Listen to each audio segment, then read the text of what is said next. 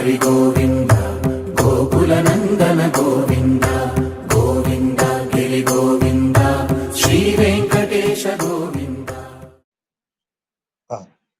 இப்ப நம்ம இந்த 10 பாடல்கள்லையும் அவர் ஒரு ஃபார்மட் ஒன்று வழக்கமான ஃபார்மட்டை திருமங்கை மன்னன் பின்பற்றுகிறார். ஃபார்மட் என்ன?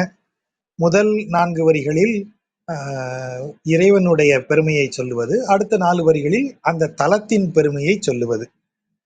4 வரி பாடலா இருந்தா 2 வரியில, முதல் 2 வரியில இறைவனின் பெருமையும், இறுதி 2 வரியில ஈற்றடி 2இல் தலத்தின் பெருமையும் சொல்லுவது. இப்படி இருக்கக்கூடிய ஃபார்மட் நிறைய ஆழ்வார்கள் பயன்படுத்தியிருக்காங்க. அதே ஃபார்மட்டுக்கு இங்க திருமங்கை மன்னனும் வராரு. இங்க அது 8 வரி பாடல்கள்ங்கிறதுனால அந்த மாதிரி 4 வரியை கொடுத்துடுறாரு இந்த ஒவ்வொன்றுக்கும். இதுல பெரும்பாலும் இறைவனது அவதார சிறப்புகளும் அப்புறம் அந்த ஊரினுடைய சிறப்பும். ஒரு கவிஞனாத்தான் நிறைய எழுதியிருக்காரு. இப்ப ரொம்ப அதிக தத்துவமோ அல்லது ரொம்ப புராணங்களையோ உள்ள சேர்க்கல. ரொம்ப சிம்பிளான தத்துவம் இதாகத்தான், ஒரு அழகு கவிதையாத்தான் நிறைய எழுதியிருக்கிறார். இப்போ முதல் பாடல்லையே செங்கமல திருமகளும் புவியும், செங்கமலம் சிவந்த தாமரை, சிவந்த தாமரையில் தோன்றியவளாகிய திருமகளும், புவியும்னா பூமி, பூமாதேவியும் செம்பொன் திருவடியின் இணை வருட, லக்ஷ்மி தாயாரும் பூதேவி, ஸ்ரீதேவி பூதேவி ஆகிய இருவரும் அமர்ந்து அவருடைய பாதங்களை அப்படி வருடி கொடுக்கறாங்க, அமுக்கி விடுறாங்க. படுத்து கொண்டிருக்கிறார் அவர் பார்க்கடல்ல.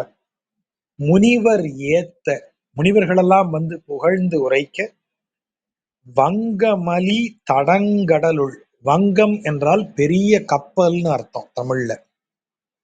வங்கக்கடல் அப்படின்னாலே அதுதான் பெரிய அளவுல படகுகள், கப்பல்கள் போயிட்டு வந்த கடல்.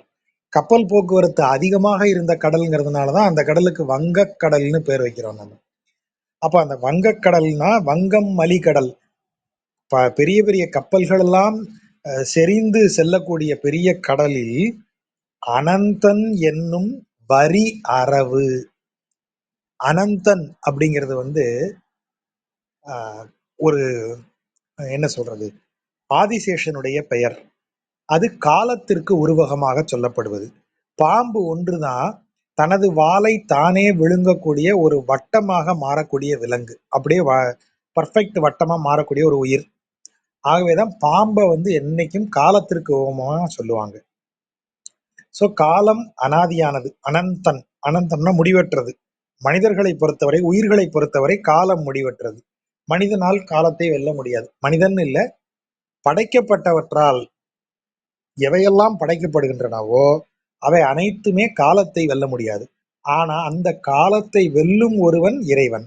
ஆகவேதான் அவன் காலத்தையே பாயாக்கி படுத்திருக்கிறவன். அதைத்தான் பாம்பாக உருவகிக்கிறோம். இப்ப இங்க காலம் எப்படி செயல்படுகிறது மானுடர் மேல்? 5 புலன்களாக காலம் புலன்கள் வழியாக செயல்படுகிறது. அதனாலதான் காலம் நமக்கு குறைஞ்சிக்கிட்டே வருதுன்னா புலன்கள் செயலிழந்து கொண்டே வருவதை நம்ம கவனிக்கலாம். சோ புலன்கள் எல்லாம், புலன்கள் நைந்து மெய்யில் மூத்து அப்படின்னு தான் இவர் பாடுறாரு, பெரியாழ்வார் பாடுறாரு. சோ காலம் செயல்பட செயல்பட புலன்கள் மெலியும். ஏன்னா புலன்கள் வழியாகத்தான் காலம் செயல்படுகிறது மானுடனுக்கு. ஆகவேதான் 5 தலைகள் கொண்ட பாம்பாக ஆதிசேஷன் உருவகிக்கப்படுகிறான். மனிதனுடைய எண்ணத்திற்கு அளவே கிடையாது. அதனாலதான் 1000 தலையாகவும் அவனுக்கு சொல்லப்படும். ஆனா 5 தலையாகத்தான் பொதுவா இருக்கும். நீங்க பள்ளிகொண்ட பெருமாளாக, அனந்த சயனனாக, ஆதிசேஷனுடைய இதுல அவன் படுத்திருக்கிற எந்த கோலத்திலையும் போய் பாருங்க, 5 தலை கொண்ட நாகமாகத்தான் அவன் இருப்பான். ஆகவே காலத்தின் மேல் பள்ளி கொண்டிருப்பவன் அவன். அனந்தன் என்னும் வரி அரவின் அணை துயின்ற மாயோன். காலம் நமக்கு மாயம், அவனுக்கு அது ஒரு விளையாட்டு தான். நமக்கு நிஜமாக இருக்கிறது அவனுக்கு மாயமா இருக்கும், விளையாட்டா இருக்கும். அந்த மாயத்தை காட்டக்கூடியவன். ஆகவேதான் மாயோன்கிற வார்த்தை. இன்னும் சொல்ல போனா மாயோன்கிற சொல் நமக்கு தொல்காப்பியத்துல வருது. மாயோன் மேய, அந்த வரியை டக்குன்னு மறந்து போயிட்டேன். அந்த நிலப்பகுதியை பத்தி சொல்லும்போது அந்த வரி வரும். அப்போ மாயோன் வரக்கூடியது, மாயோன்கிறவன் இத மாதிரி ஒரு நீண்ட படுத்திருக்கும் கோலத்துல இருப்பான்னு தான் சொல்றாங்க. அப்போ இந்த இடத்துல ரொம்ப சரியாக வியூக வடிவமாக இறைவன் இருக்கக்கூடியதுதான் பள்ளிகொண்ட கோலம் பார்க்கடல்ல. அத அழகா சொல்லி அதுக்கு மாயோன்கிற பேரை கரெக்டா போடுறாரு. செங்கமலத் திருமகளும் புவியும் செம்பொன் திருவடியின் இணைவருட முனிவர் ஏத்த வங்கம் அலி தடங்கடலுள் அனந்தன் என்னும் வரியறவின் அனைதுயின்ற மாயோன் காண்மின்.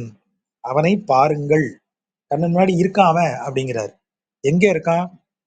எங்கும் மலிநிறை புகழ் நால் வேதம் ஐந்து வேள்விகளும் கேள்விகளும் இயன்ற தன்மை அம் கமலத்து அயன் அணையார் பயிலும் செல்வத்து அணி அழுந்தூர் நின்று உகந்த அமரர் கோவே.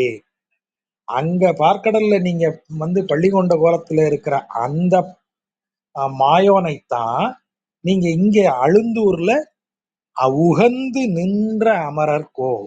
தேவர்களுக்கெல்லாம் தலைவனாக விளங்கக்கூடிய அவர், நித்தியசூரிகளுக்கெல்லாம் தலைவராக விளங்கக்கூடிய அவர். அமரருக்கு ரெண்டு பொருளும் எடுக்கலாம். நித்தியசூரிகளுக்கும் தலைவர், தேவர்களுக்கும் தலைவர். அப்படி இருக்கக்கூடிய அவர் அங்கு பார்க்கடலில் பள்ளி கொண்டவராக இருப்பவர் தேரெழுந்தூரில் நின்ற கோலத்தில் இருக்கிறார். எப்படி உகந்து விரும்பிதான் இங்க நிக்கிறார், இங்க இருக்கார். நாள் எங்கும் மலிந்தன்னா நிறைந்தன்னு அர்த்தம். அதிகமா இருக்கிற, செறிந்து இருக்கிற, எங்கும் நிறைந்திருக்கிற புகழுடைய 4 வேதங்கள் 5 வேள்விகள். நம்ம ஏற்கனவே பார்த்திருக்கோம் 5 வேள்விகள் எதெல்லாம் அப்படின்னு சொல்லி. பஞ்ச மகா யஜ்யம் அப்படின்னு சொல்லக்கூடிய 5 வகை வேள்விகளை பத்தி நம்ம முன்னாடியே பேசியிருக்கோம். ஆகவே இந்த 5 வகை வேள்விகளை தொடர்ந்து செய்யக்கூடிய அந்தணர்கள் எல்லாம் அங்கே இருக்கிறார்கள். அந்த அந்தணர்களுடைய தன்மை எப்படிப்பட்டது அப்படின்னா, கேள்வி அப்படின்னா சாஸ்திரம். இப்போ அந்த கேள்வியில் இயன்ற தன்மை அப்படின்னா, இப்போ வேதம் படிக்கிறாங்க, வேதம் சொல்றாங்க, வேதம் குறித்து எழுப்பப்படும் கேள்விகளுக்கும் அந்த வேதம் குறித்த ஐயங்களுக்கும் விடையளிக்கும் விதமாக இருப்பதுதான் கேள்விகளால் இயன்ற தன்மைன்னு சொல்றது. அப்படிப்பட்ட வேதத்தில் சிறந்தவர்கள் அம்கமலத்து அயன் அணையார். அயன் என்றால் பிரம்மன். கமலம் அழகிய தாமரையில் வீற்றிருக்கும் பிரம்மனை ஒத்தவர்கள். என்ன, பிரம்மன் வேதம் ஓதுபவன். பிரம்மனை போல வேதத்தை ஓதி பிரம்மனை போல வேதத்திற்கு விளக்கம் சொல்ற அளவுக்கு அவர்கள் எல்லாம் அறிவு பெற்றவர்கள் என்பதால், அப்படி அறிவு பெற்றவர்கள் பிரம்மனுக்கு ஒப்பாக வேதம் சொல்லக்கூடியவர்கள் இருக்கக்கூடிய பயிலும் அப்படின்னா செறிந்து வாழும்னு அர்த்தம். பயின்று வருதல் அப்படின்னா கூட இருந்து கத்துக்கிறது, இப்ப ஒன்றாக இருத்தல். அப்படி நிறைய பிரம்மனுக்கு இணையான வேதம் கற்றவர்கள் நிறைய பேர் இருக்கக்கூடிய செல்வத்து அணி, அப்படி கல்வியின் செல்வத்தால் அழகு செய்யப்பட்ட அழுந்தூரில் இருக்கக்கூடிய தெய்வம் அப்படின்னு அவனை சொல்றார். முன் இவ்வுலகு ஏழும் இருள் மண்டி உண்ண. முன்னுனா ஒரு முன்னொரு காலத்துல, எப்பவோ ஒரு காலத்துல உலகமெல்லாம் இருள் சூழ்ந்து விட்டது. முனிவரோடு தானவர்கள் திசைப்பனா திகைக்கன்னு அர்த்தம். அதாவது யாரெல்லாம் குழப்பமாயிருக்காங்க, உலகமே இருள்ல மூழ்கி இருக்கும்போது முனிவர்கள் மட்டும் குழப்பமாகல. தானவர் அப்படின்னா அசுரர்கள். வானவர் தானவர், வானவர் என்றால் தேவர்கள், தானவர் என்றால் அசுரர்கள். அதே மாதிரி சுரர்னா தேவர்கள், அசுரர் அப்படின்னா ராட்சதர்கள். அப்போ தானவர்களும் திகைக்கிறார்களாம். இருளா இருக்கு, உலகத்துல எந்த இயக்கமும் நடைபெறவில்லை, எந்த விஷயமும் உலகத்துல இயங்கல்ல. கதிரவன் உதிப்பதும் சந்திரன் வருவதும் எதுவுமே நடக்கல.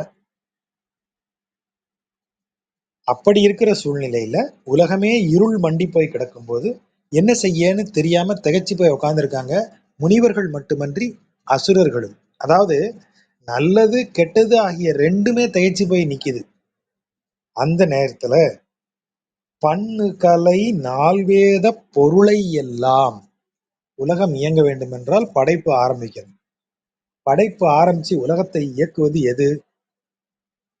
பிரம்மனின் சொல். பிரம்மனின் சொல் என்னது? வேதம். 4 முகங்கள் கொண்ட அவன் 4 வேதங்களையும் உச்சரித்துக் கொண்டே இருப்பான். அதன் வழியாக படைப்பை நிகழ்த்துவான். அப்ப இப்போ உலகமே இயங்கலைன்னா என்ன அர்த்தம்? பிரம்மன் இன்னும் வேதத்தை சொல்ல ஆரம்பிக்கல அப்படின்னு அர்த்தம். அதனாலதான் பண்ணுனா பரவி இருக்கக்கூடிய, எல்லா இடத்துலையும் பரவி இருக்கக்கூடிய கலை என்றால் சாஸ்திரம். அதாவது சாஸ்திரத்திற்கும் வேதம் சாஸ்திரம் என்ன வித்தியாசம்? வேதம் என்பது ஒரு பொருளை பற்றி பேசுவது.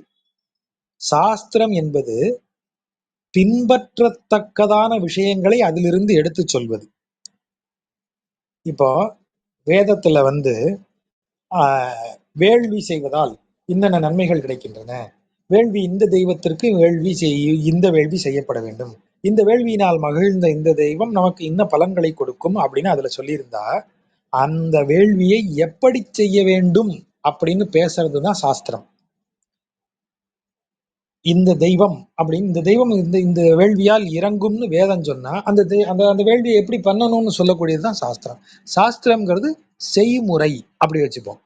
அப்போ இப்ப உலகத்தை படைக்கிறதுக்கு வேதம் வேணும்.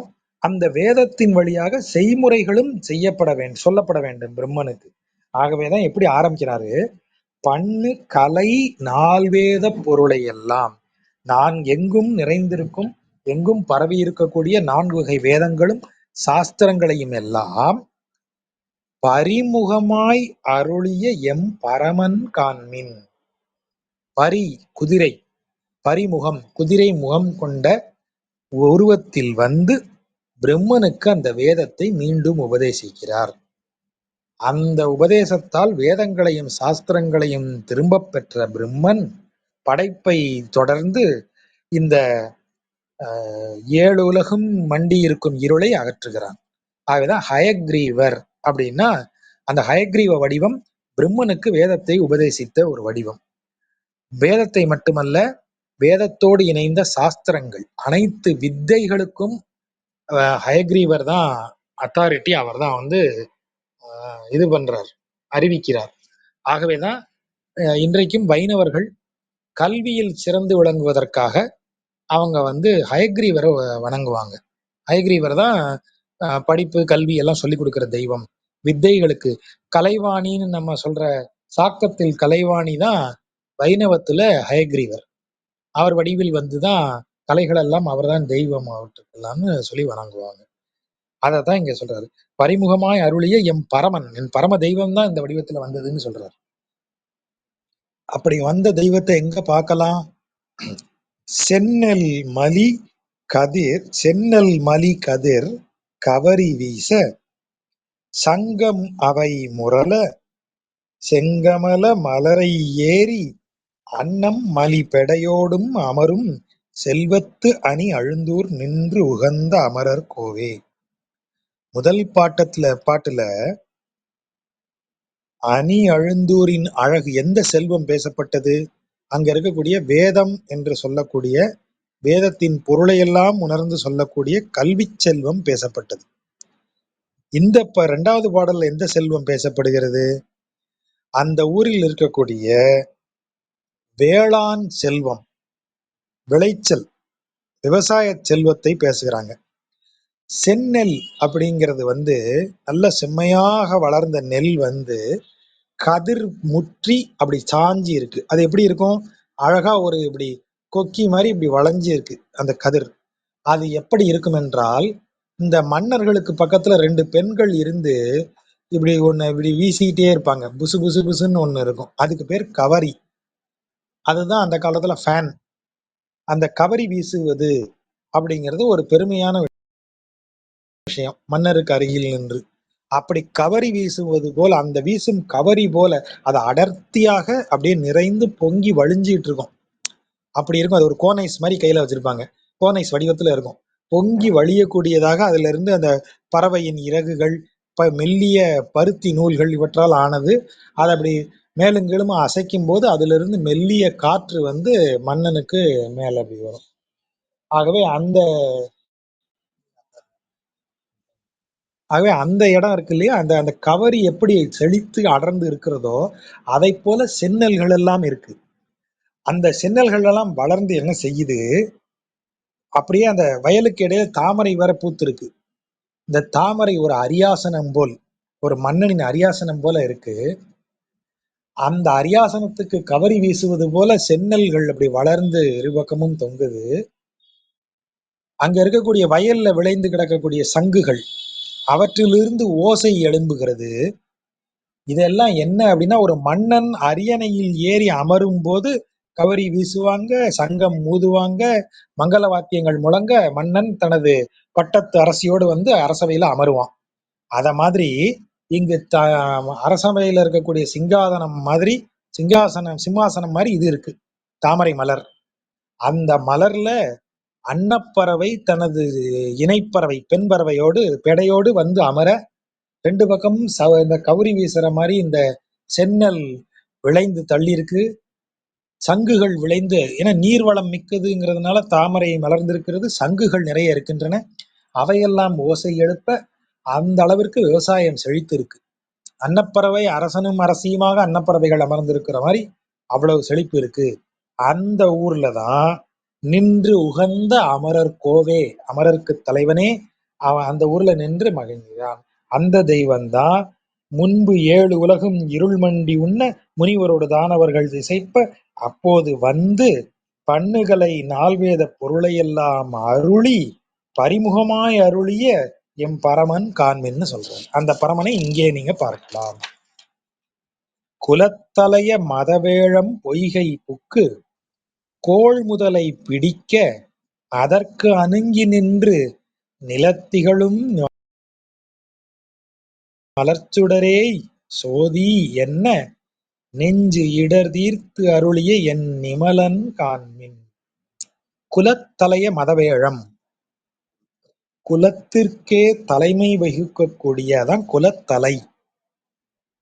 குலத்திற்கு தலைமை வகுக்கக்கூடிய அளவிற்கு மத வேழம், இந்த இடத்துல மதம் என்பது வீரம் என்கிற பொருள். மிகுந்த வீரம் கொண்ட கஜேந்திரன் அந்த அந்த காட்டில் இருக்கிற யானைகளுக்கெல்லாம்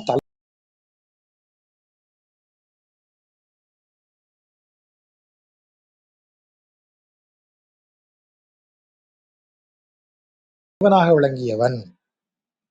குலத்தலைய மதவேழம். அவன் பொய்கை புக்கு, நீர் அந்த நீர்நிலையில இறங்குறான். அப்போ கோள் முதலை, கோள்னா இந்த இடத்துல வலிமை, கோள் முதலை பெரும் வலிமை கொண்ட முதலை அவனை பிடிச்சிருச்சு. அவன் அதுக்கு பயந்துட்டான். அதற்கு அணுங்கி, அணுங்கின அச்சப்பட்டு, அதற்கு அச்சப்பட்டு எப்படி கூப்பிடுறான் என்ன அப்படின்னா, இந்த இடத்துல என்று சொல்ல எப்படி சொல்றான், நிலா திகழும் மலர் சுடரே. அதான் நிலத்திகழும்னா அது ஒரு குறைதல் விகாரம், அவ்வளவுதான். நிலா திகழும்ங்கிறது நிலத்திகழும்னு வருது. நிலாவை போன்று மலர், அதாவது இதுக்கு என்ன பொருள் அப்படின்னா, மலர் சுடர், சுடர் அப்படிங்கிறது ஒளி வீசும் இல்லையா. ஆனா சுடருக்கு இருக்கிற இன்னொரு பண்பு என்ன, ஒளி வீசும் சுடர் சுடும். இப்போ வீட்டுல நெருப்பு இருக்கு, விளக்கேத்தி வச்சிருக்கோம்,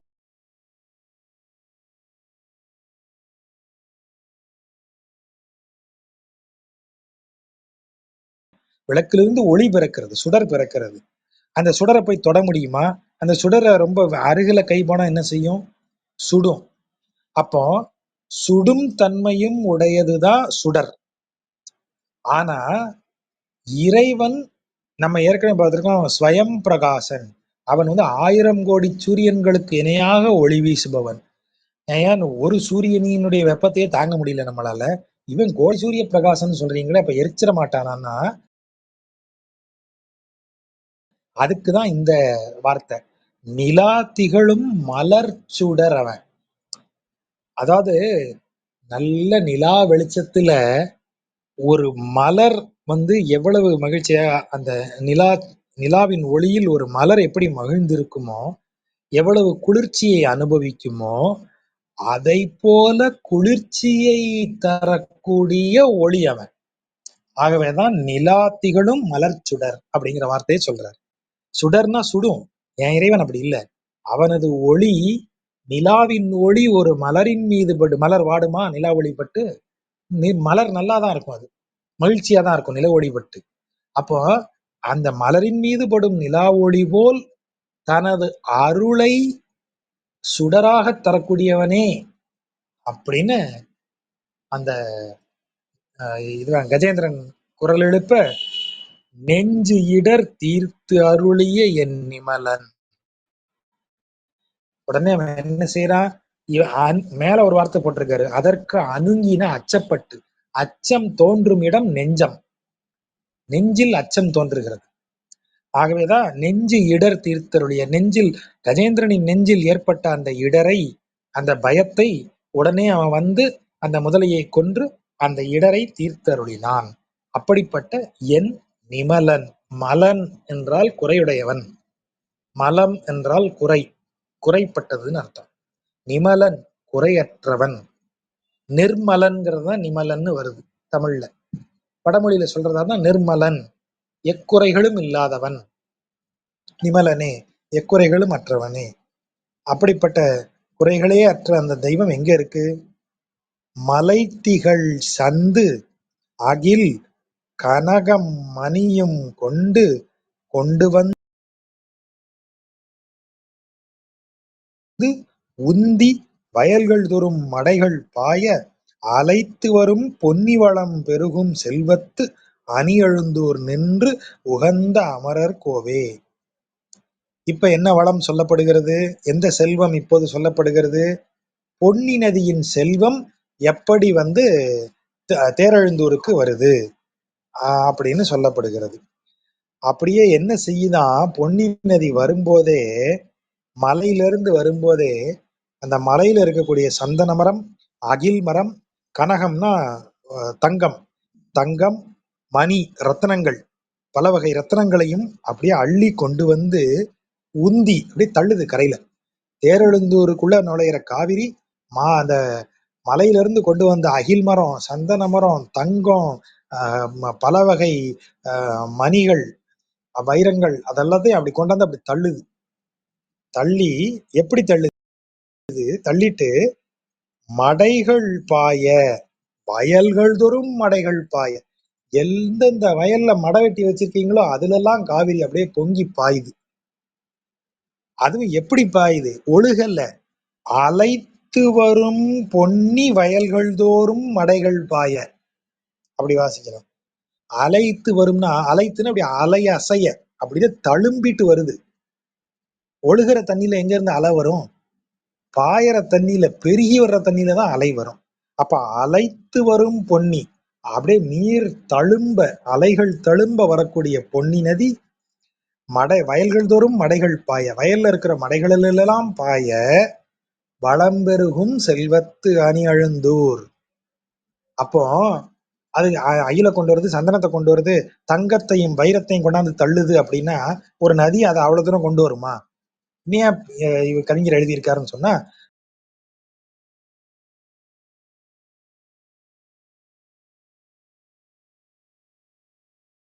கவிஞன் எப்போதும் வாசிப்பவன் பொருள் கொள்வதற்கு ஒரு இடம் வச்சுதான் பேசுவான். நீங்க ஒரு கட்டுரையை வாசிக்கும் போது எவ்வளவு தூரம் ஒரு விஷயத்தை தெளிவுபடுத்த முடியும், வாசகனுக்கு வந்து ஒரு விஷயத்தை வாசிக்கிறவனுக்கு எவ்வளவு தெளிவுபடுத்த முடியுங்கிறது தான் ஒரு கட்டுரையாளனின் நோக்கம்.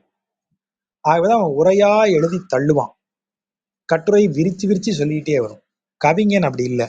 இந்த பாரியா, நான் எவ்வளவு யோசிச்சு ஒன்னு எழுதுறேனோ அந்த அளவு யோசிச்சு புரிஞ்சிக்க வர்றவன் தான் கவிதைக்கு வாசகன்னு சொல்லிடுவான் கவிஞன்.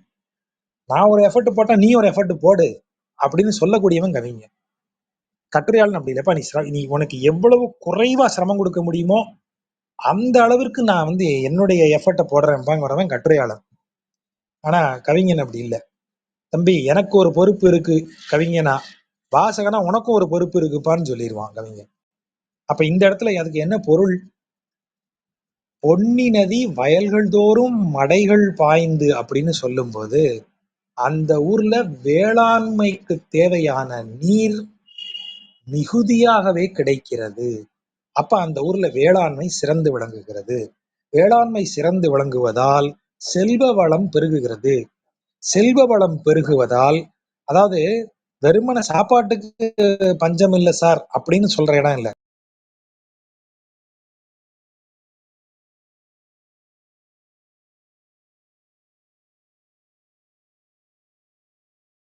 சர்ப்ளஸ் மணி வருது, கூடுதல் பணம் வருது. கூடுதல் பணத்தை வச்சு என்ன செய்யலாம்? பணம் கூட வந்ததுன்னா நம்ம இந்த சோஃபா செட்டு நம்ம வீட்டுல வாங்கி 4-5 வருஷம் ஆச்சுல்ல, கொஞ்சம் பழசான மாதிரி இருக்கு. இந்த கர்டன் எல்லாம் புதுசா மாத்திரலாமா? இதெல்லாம் எப்ப வரும்? திடீர்னு ஒரு 10 லட்சம் ரூபாய் வந்துருச்சு, என்ன செய்யன்னு தெரியல, அப்படி வச்சிருந்தோம்னா நமக்கு புதுசு புதுசா வரும். இந்த இந்த வீட்டுக்கெல்லாம் கொஞ்சம் பெயிண்டிங் அடிக்க வேண்டியிருக்கு, டிவி கூட கொஞ்சம் பழசாயிருச்சு, இப்படி தோணும். அந்த அளவுக்கு பணம் செழிப்பா வந்ததுனால அது வந்து அகிலாக, சந்தனமாக, தங்கமாக, வைரமாக அனுபவிக்கும் பொருட்களாக மாறி இருக்கு. எல்லாம் வயல்ல வந்து பொன்னி நதி கொடுத்த நீர். அதனால அதுதான் இங்க சொல்லக்கூடியது. இவன் இருக்கிற இடத்துல மலை கிடையாது தேரெழுந்தூர்ல. ஆனா மலையில் இருக்கும் செல்வங்களை எல்லாம் இவர்கள் பெறுகிறார்கள். அது இறைவனின் அருளோட ஒப்பிட்டு பார்த்தீங்கன்னா அப்படிதான் இருக்கும். மேல சொல்லியிருக்காங்க இல்லையா, நிலா திகழும் மலர்ச்சுடரே அப்படின்னு அவனுக்கு சொல்லியிருக்கு. அப்ப அத மாதிரி இறைவனின் அருள் அப்படி மேல இருந்து கீழே பொங்கி வந்து இவர்களுக்கு எப்படி கிடைக்குது அப்படின்னு சொல்ற மாதிரி பொன்னி நதியை எடுத்துக்கலாம். சிலம்பு முதல் கலன் அணிந்து ஓர் செங்கட் குன்றம் திகழ்ந்தது என திருவுருவம் பன்றி ஆகி இலங்கு புவிமடந்த இதனை இடந்து புல்கி எயிற்றிடை வைத்தருளிய எம் ஈசன் காண்மின். வராக அவதாரத்தை இவ்வளவு அழகா வந்து திருமங்கை மன்னர் சொல்லியிருக்காரு. அது எப்படி எழுந்து நிக்குது இந்த வராக உருவம்? சிலம்பு முதல் கலன் அணிந்து, கலன்னா அணிகலன்.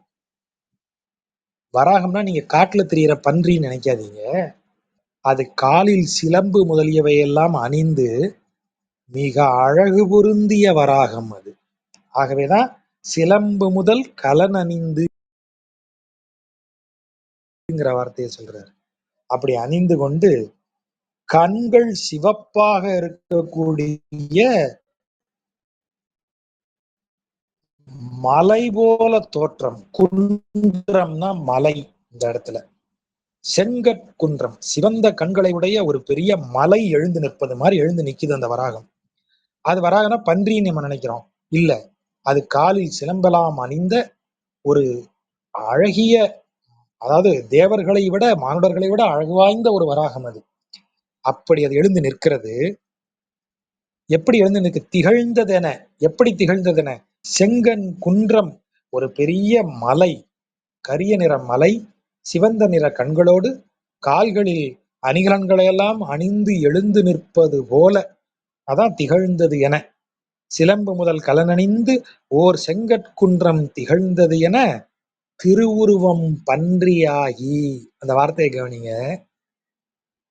திரு உருவம் யாரு? பெருமானுடைய உருவம், விஷ்ணுவாக இருக்கக்கூடிய பெருமானின் உருவம் பன்றியாக. அப்ப என்ன அர்த்தம்? இவன் தான் பன்றியா அவதாரம் எடுக்கிறான். அதான் திருவுருவம் பன்றியாகி. பன்றியாகி என்ன செய்த? இலங்கு புவி மடந்தை, அருள் இலங்கும், அழகு இலங்கும். இலங்கும்னா அப்படி இன்பைப்டு, அப்படியே உள்ளே இருக்கக்கூடிய, அவளிடத்திலிருந்து அப்படி வெளியே வீசக்கூடிய, ஒளி வீசக்கூடியதான் இலங்கு. ஒளி இலங்கு, ஒளி வீசக்கூடிய அந்த ஒளி அவளுக்குள்ள இருந்தே வருது. இங்க இலங்குன்னா அனைத்து மங்களங்களும் அவளுக்குள்ள இருந்து வீசுது. அப்படிப்பட்ட புவி மடந்தையை இடந்து, பூமியை இதுக்குள்ள போயிடுச்சு இல்லையா, அந்த ஆவரண கடலுக்குள்ள அவன் அழுத்தி வச்சுட்டான். அவளை பூமி, அவளை இடந்து, அவளை எடுத்து புல்கி, புல்குதல்னா அணைத்தல்னு அர்த்தம். அவளை பூமியை வந்து அந்த கடலுக்குள்ள இருந்து அப்படி தனது ஈறுகளால், எயிறுன்னு சொல்றது, அந்த பல்லால அப்படி நெம்பி எடுக்கிறார். எடுத்த உடனே அவளுக்கு ஒரு அச்சம் வருது, யார் இது அப்படின்னு. அப்ப அவர் வந்து எப்படி அவளை, ஏன்னா திடீர்னு ஒரு உருவம், நம்ம ஒரு அரக்கன் வந்து நம்மளை கொண்டு எங்கேயோ வச்சுட்டான், திடீர்னு ஏதோ ஒரு ரெண்டு பெரிய பல்லு மாதிரி ஒண்ணு வந்து நம்மளை தூக்குது. பார்த்தா ஒரு பன்றியின் முகம் மட்டும்தான் தெரியுது, பிரம்மாண்ட பன்றியா இருக்கு, இது என்ன அப்படின்னு பூதேவிக்கு ஒரு ஐயம் வரும்போது, இது யார், இன்னொரு பெரிய அரக்கன் வந்துட்டானான்னு யோசிக்கும் போது அந்த வராகம் என்ன செய்கிறது? அன்போடு அவளை அணைக்கிறது. பதட்டப்படாத, பயப்படாத, கூல் டவுன், நான் தான் வந்திருக்கேன். அந்த அணைப்பிலேயே அவளுக்கு தெரிஞ்சிரும்ல, ஆகா இவர் தான் நம்மால தான் இப்படி மார்வேஷத்துல வந்திருக்கார் அப்படின்னு பூமாதேவிக்கு தெரிஞ்சிடும் இல்லையா. அதனாலதான் அவளை என்ன செய்யறாரு அவரு, இடந்து புல்கி, அவளை அப்படி வெளியே எடுத்து அப்படி அணைக்கிறார்.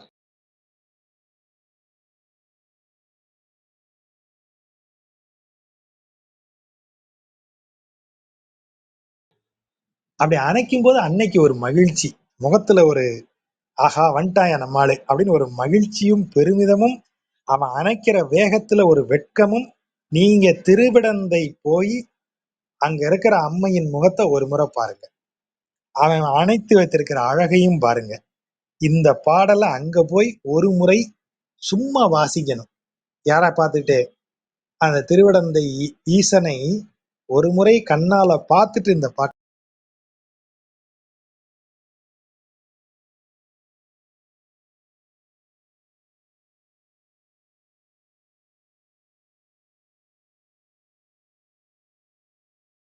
வாசிக்கணும்.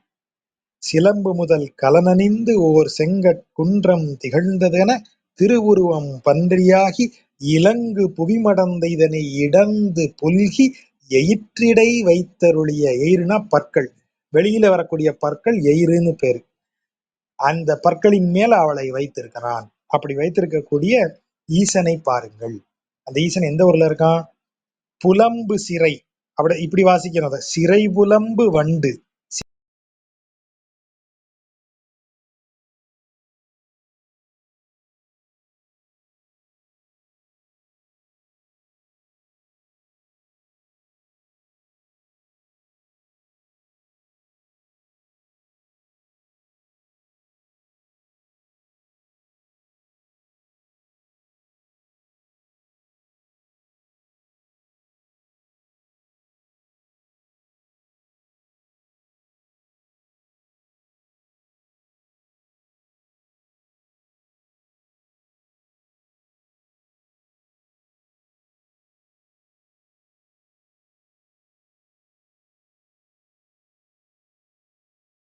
சிறைனா சிறகு, புலம்புதல்லாம் இந்த இடத்துல ஒலித்தல்னு அர்த்தம். சிறகை அசைக்கும் போது வரக்கூடிய ரீங்காரம். சிறகு அசைக்கும் வண்டு ஒலி எழுப்ப பூகம் தொக்க. பூகம் என்றால் கமுக மரம், அதாவது பாக்கு மரம். தொக்க அப்படின்னா நிறைந்து இருக்க, செறிந்து இருக்கன்னு அர்த்தம். பூகம் தொக்க, பாக்கு மரங்கள் நிறைந்திருக்க, பொழில்கள் தோறும், அதாவது பூகம் தொக்க பொழில்கள் தோறும் அப்படி வாசிக்கணும். பாக்கு மரங்கள் செறிந்திருக்கக்கூடிய சோலைகள் எல்லாம், சோலைகளில் எல்லாம் குயில் கூவ, மயில்கள் ஆல, அது வண்டுகள் ஒலிக்கின்றன.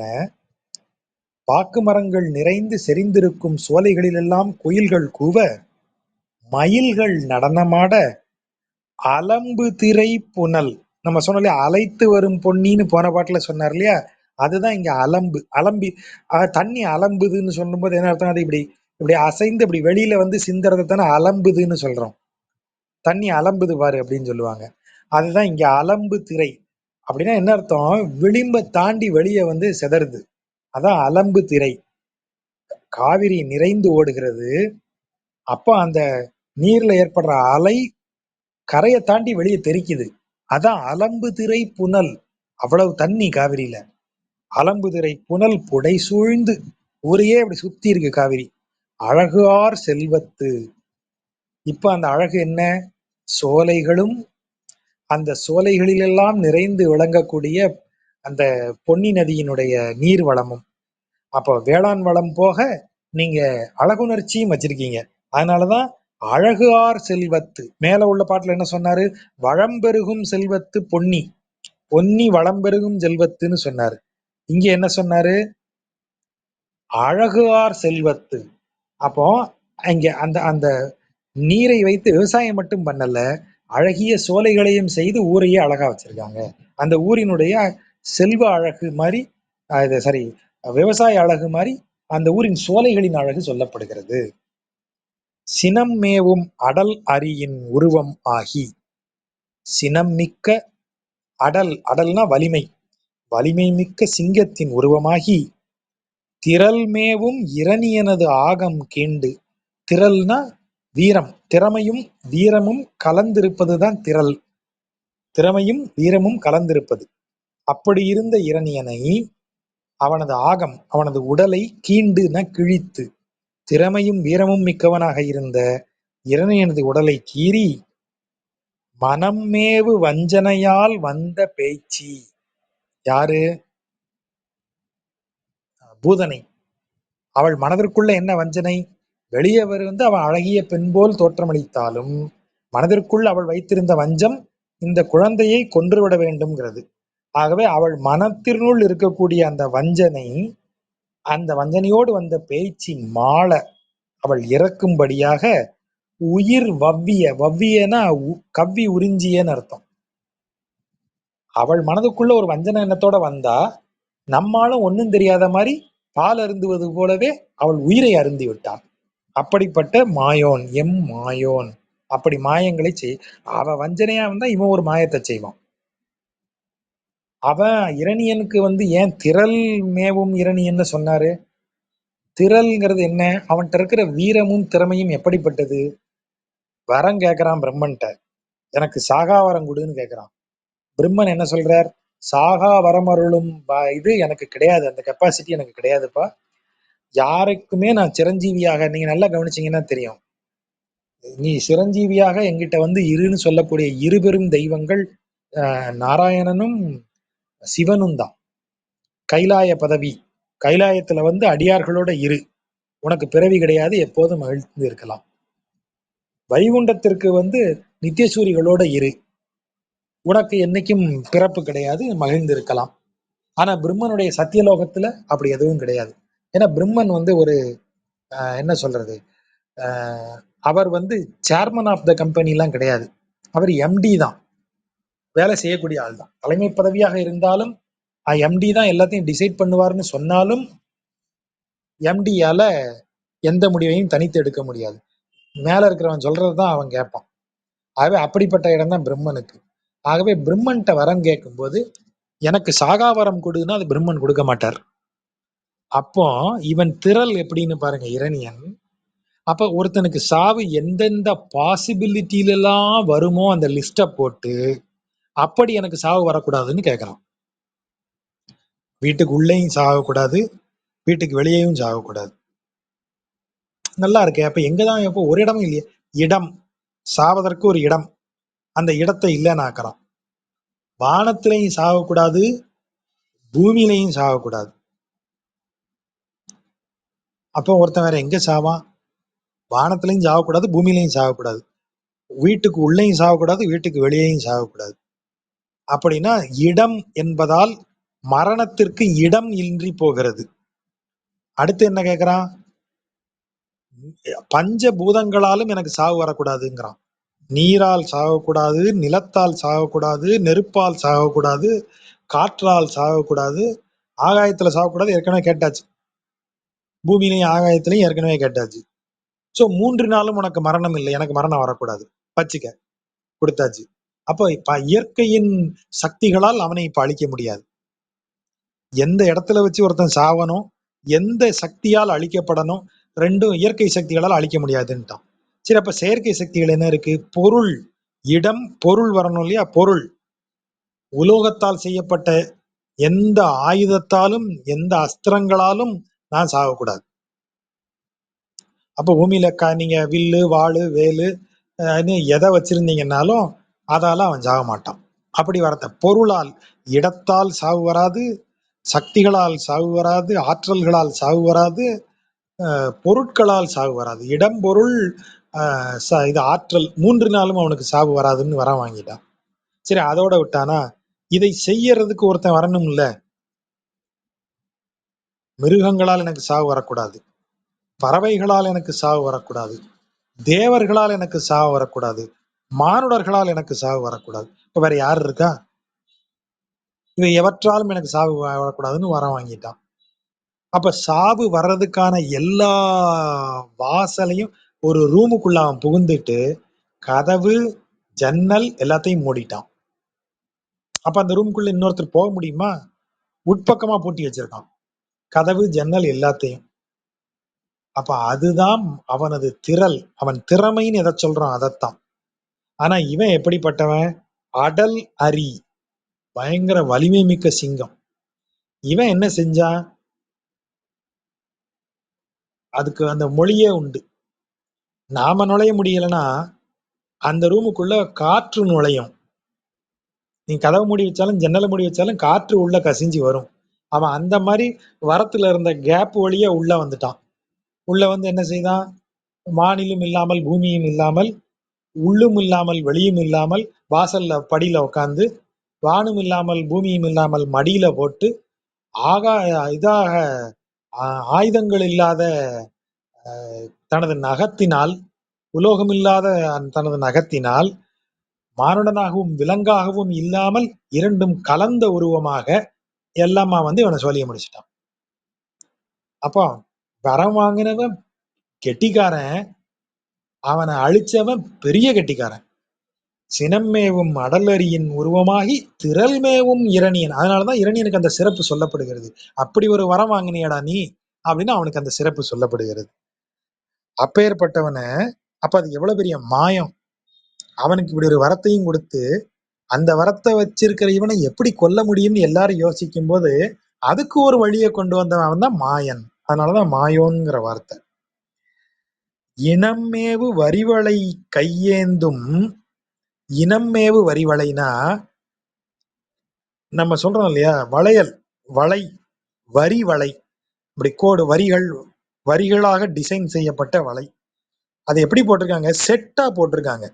ஒரு செட்டு, ஒரு வளையல் இல்ல, இப்படி ஒரு ஒரு டஜன் வளையல் ஒவ்வொரு கையிலையும் போட்டிருக்காங்க, ஒரே மாதிரி வளையல். அதுதான் இனமேவு வரி வளை. ஒரே மாதிரி டிசைன்ல இருக்கிற செட் ஆஃப் வளையல்கள், ஒரு பெரிய எண்ணிக்கையில வளையல்களை போட்டிருக்காங்க. அதை போட்டிருக்கக்கூடிய கைகளை கொண்ட கோவை ஏய் வாய மரகதம் போல் கிளியின் இன்சொல். மரகதம் பசுமையாக இருக்கும், கோவை பழம் சிவப்பாக இருக்கும். கோவை ஏய், ஏய்னா கோவையை போன்றன்னு அர்த்தம்.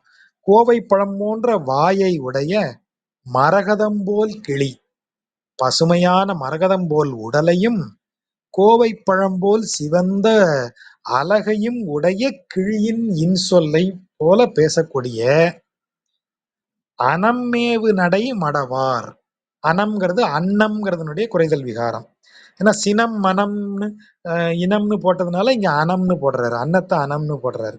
அனம்மேவு நடை, அன்னம் போல நடக்கக்கூடிய, கிளிபோல் இன்சொல் பேசக்கூடிய, அழகிய வளையல்கள், செட்டான வளையல்களை எல்லாம் கையில் வளையல் செட்டுகளை அணிந்த மடவார் அழகிய பெண்கள் பயிலும் செல்வத்து அணி அழுந்தூர். பெண்களின் அழகு சொல்லப்படுகிறது. ஏப்ப ஊர் நல்லா இருக்கு, விவசாயம் நல்லா இருக்கு, ஆட்கள் எல்லாம் பார்த்தா குரங்கு மாதிரிலையா திரியறாங்கன்னு சொல்லக்கூடாதுல்ல. இப்ப எந்த அழகும் இருக்கு? பெண்களின் அழகும் அங்க நிறைந்திருக்கிறது. பெண்கள் அழகாக இருக்கிறார்கள்னு சொன்னா என்ன அர்த்தம்? மகிழ்ச்சியாக இருக்கிறார்கள்னு அர்த்தம். ரொம்ப சோகத்துல இருக்கிற ஒரு பொண்ணு அழகா இருப்பாளா? அழகை மேம்படுத்திக் கொள்வாளா? மகிழ்ந்திருக்கும் பெண் அழகா இருப்பா. அவ மகிழ்ச்சியில இருக்கிற ஒரு பெண் மேக்கப்பே பண்ணலைன்னா கூட அவ அழகாத்தான் இருப்பாள். ஆகவே இந்த இடத்துல அழகிய பெண்கள்னு சொல்லும்போது அந்த ஊரின் பெண்கள் மகிழ்ந்திருக்கிறார்கள்னு பொருளாகுது. வானவர்தம் துயர்தீர வந்து தோன்றி மான் உருவாய் மூவடி மாவலியை வேண்டி தான் அமர ஏழ் உலகும் அளந்த வென்றி தனிமுதல் சக்கரப்படை என் தலைவன் காண்மின். வானவர்களது துயர் தீரும்படியாக வந்து தோன்றி, எப்படி வந்து தோன்றினாய்? மான் உருவாய் வானவர்தம் துயர்தீர வந்து தோன்றி, வானவர்தம் துயர்தீர மான் உருவாய் வந்து தோன்றி. வானவர்கள் துயர் தீர்வதற்காக மான்னா மாணவன், ஒரு சிஷ்யன், ஒரு பயிலும் மாணவன், வேதம் பயிலும் மாணவன், அதான் மாணவன் தான் மான். அந்த மாணவனுடைய ஷார்ட் ஃபார்ம் மான். ஸோ அந்த மான் உருவாய், மாணவன் உருவாய் வந்து மாவலிட்ட போய் மூவடி நிலம் கேட்டு அமர, எது அமர? ஏழ் உலகும் அமர தான் அளந்த வென்றி. தன் காலுக்கு கீழே அமரனா தன் காலுக்கு கீழே இருக்கும்படியாக. எது இருக்கும்படியாக? ஏழுலகும். மூவடி நிலம் வேண்டி ஏழு உலகும் தன் காலுக்கு கீழ் அமரும்படியாகச் செய்து வென்ற தனிமுதல் சக்கரப்படை. அவன் கையில இருக்கிற சக்கரப்படை யுனிக்கான ஒன்று, தனித்தன்மை வாய்ந்த ஒன்று, பிற எவரிடமும் இல்லாத ஒன்று. ஆகவேதான் தனி முதல் சக்கரப்படை. அப்படி அந்த யுனிக்ங்கிறதான் தனி முதல்ங்கிறாங்க. ஒரு யுனிக்கான சக்கரப்படை கொண்டிருக்கிற என் தலைவனை பாருங்கள். எங்க இருக்கார் அவரு? தேனமரும் பொழில் தழுவும் எழில்கொள் வீதி. அதாவது தேன் நிறைந்த மலர்களால் செழித்து விளங்குகின்ற பொழில்னா சோலை. அந்த சோலைகளை ஒட்டி இருக்கக்கூடிய எழில்மிக்க வீதிகளில் செழுமாட மாளிகைகள், நன்கு செழுமையான மாட மாளிகை, அதாவது நன்றாக கட்டப்பட்ட செழிப்பான மாட மாளிகைகள் இருக்கக்கூடிய அந்த மாட மாளிகைகளில் கூடம்தோறும் ஆன தொல்சீர் மறையாளர் பயிலும். அப்படிப்பட்ட பெரிய பெரிய வீடுகள் எல்லாம் அங்க இருக்கக்கூடிய கூடங்களில் தொல் புகழான, அதாவது ஆனன்னா ஏற்கனவே இருக்கிறங்கிற பொருள். இங்க தொல்புகழ் இப்ப வரல, ஏற்கனவே இருக்கு. ஏற்கனவே இருக்கிற தொல்புகழ் உடைய எது? சீர்மறை. அந்த சீர்மிக்க மறையாளர், வேதத்தை ஓதுபவர்கள் அந்த ஊர்கள்ல அந்த வீடுகள்ல கூடங்களில் அமர்ந்து சொல்லுகிறார்கள். இப்போ கல்வியின் சிறப்பு அந்த ஊர்ல அவ்வளவு அழகா இருக்கு. கல்வியின் செல்வம். மறையாளர் பயிலும், பயிலும்னா நெருங்கி வாழும்னு அர்த்தம். அப்படிப்பட்ட கல்வி மிக்கவர்கள் நெருங்கி வாழக்கூடிய தேரெழுந்தூர். அந்த அணி அழுந்தூர் நின்று உகந்த அமரர்கோதான் என்ன செய்யறான்? சக்கரப்படை, தனி முதல் சக்கரப்படை கொண்ட என் தலைவன் காண்மின் அப்படிங்கிறார். பந்து அணைந்த மெல் விரலால் சீதைக்கு ஆகி. நம்ம ஏற்கனவே பார்த்தோம், இந்த பந்து ஆர் மெல் விரல் தான் சொன்னா பூப்பந்துகளை உருட்டி விளையாடக்கூடிய, அல்லது கையை குவித்தால் பூ பந்து போல் தெரிகின்ற மெல்லியல் விரல்களையுடைய பெண். இப்ப இந்த இடத்துல யாரு? சீதை. அந்த சீதைக்காக என்ன செய்தான் ராமன்? பகலவன் மீது இயங்காத இலங்கை வேந்தன். இது எப்படி வாசிக்கணும்? மீது, இலங்கை மீது பகலவன் இயங்காத அப்படின்னு அது பொருள் எடுக்கணும். அதாவது ராவணன் தேவர்கள் அனைவரையும் வென்று விட்டான். ஒவ்வொருவருக்கும் ஒவ்வொரு வேலை கொடுக்கறான். சூரியனுக்கு அவன் என்ன தெரியுமா ஆர்டர் போட்டிருக்கான்? பாரு, இலங்கைக்கு மேல நீ வரணும். வரும்போது எங்க ஊர் மக்கள் எவனும் அப்பா என்ன வெயில் அப்படின்னு ஃபீல் பண்ணக்கூடாது, சுடக்கூடாது. நீ புரியுதா? எங்க ஊர்ல அப்படி நீ வெளிச்சமா மட்டும் வந்துட்டு போயிடணும். அதுக்கு மாறா எங்க ஊர்ல வெயில்னு எவனாவது ஃபீல் பண்ணி கதிரவன் சுடுகிறான்னு சொன்னா உன்னை தொலைச்சிருவேன் அப்படின்னு அவனை மிரட்டி வைக்கிறான். ஆகவேதான் இங்க என்ன வார்த்தை? அவன் இயங்க மாட்டானா, அங்க வந்தா சும்மா போயிடுவானா, வெப்பத்தை வீச மாட்டான். வெப்பத்தை வீசுவது தானே பகலவனின் இயக்கம். தன் கதிர்களை வீசுவது தானே அவனுடைய இயக்கம். ஆனா இலங்கைக்கு மேல வரும்போது பகலவன் சூரியன் என்ன செய்ய மாட்டான்? இயங்க மாட்டான், கம்முன்னு இருப்பான். அவன் ஒளியால் ஏற்பட்ட வெளிச்சம் மட்டும்தான் இலங்கைக்கு. அது யாருக்கு பயந்து செஞ்சான்? இலங்கையின் வேந்தனுக்கு பயந்து செய்தான். அப்படி சூரியனே இயங்காத இலங்கை நகருக்கு வேந்தன், அவனுடைய அந்தமில் திண்கரம். அந்தம்னா முடிவு, முடிவற்ற அப்படின்னு என்ன அர்த்தம்? முடிவற்றனா தோற்கடிக்கவே முடியாதன்னு அர்த்தம் இந்த இடத்துல. அதாவது தோல்வி அடையாதன்னு அர்த்தம். ஒருத்தன் தோல்வி அடைஞ்சா முடிஞ்சதுன்னு அர்த்தம். இது முடியவே முடியாத அப்படின்னா இன்னும் தோற்காத. அதான் அந்தம் இல், முடிவில்லாத, தோல்வியால் முடிவு இல்லாத திண்கரம், சிரங்கள். ராவணன் எவரிடத்திலும் தோல்வியறியாத கரங்களும் சிரங்களும் உடையவன். 10 சிரங்களும் என் தோள்களும் உடையவன் அவன் இருக்கான். அவனை அவை அனைத்தும் புரண்டு விழ, மண்ணில் புரண்டு கீழே விழும்படியாக அடுகணையால் எய்து அறுத்து தள்ளியவன் ராமன். பகலவன் மீது இயங்காத இலங்கையின் வேந்தன் அவனுடைய அந்தமில் திண்கரங்கள் சிரங்கள் மண்ணில் புரண்டு வீழ அடுகணையால் எய்து அறுத்தருந்திய அம்மான். அம்மான்னா அன்பிற்குரியவன். ராமனை சொல்றார். அவனை காண்மின். அவனை எங்க பார்க்கலாம்? செந்தமிழும் வடகலையும் திகழ்ந்த நாவர் திசைமுகனை அணையவர்கள் செம்மைமிக்க அந்தணர் தம் ஆகுதியின் புகையார் செல்வத்து அணியெழுந்தோர் நின்றுகந்த அமரர் கோவே. எப்படி இந்த வார்த்தையில இருக்கிற நுட்பத்தை கவனிங்க. இன்னைக்கும் தமிழ் மோசம், வடமொழி சிறந்ததுன்னு சொல்ற ஒரு குரூப்பும், வடமொழியே ஒரு ஆதிக்க மொழி, தமிழ் தான் எல்லாம், உலகமே ஒரு காலத்துல தமிழ் பேசிட்டு இருந்தது, ஆதியில பிறந்த டைனோசர்கள் காலத்திலேயே தமிழ் வந்துருச்சுன்னு சொல்லக்கூடிய ஆட்களும், ரெண்டு கிறுக்கர்களும் இருக்கிற இடத்துல திருமங்கை மன்னன் சொல்ல பாருங்க. செந்தமிழும் வடகலையும் திகழ்ந்த நாவர். யாரு? வேதம் சொல்லக்கூடியவங்க, கற்றறிந்தவர்கள். நாவர் அப்படின்னா நாவில் கல்வி உடையவர்கள், சொல்லக்கூடியவர்கள், பிறருக்கு சொல்லிக் கொடுக்கக்கூடியவங்க. நாவர், அதான் நாவலர் அப்படிங்கிற சொல் அதுல இருந்து வருது. அப்ப கற்றவர்கள் அந்த ஊர்ல எப்படி இருக்காங்க? தமிழிலும், அதுவும் தமிழுக்கு தான் அவர் ஒரு சிறப்பு சேர்க்கிறாரு, செந்தமிழ்ங்கிறாரு. செம்மையான தமிழை கற்றவர்கள். அப்புறம் வடமொழி, சமஸ்கிருதம்.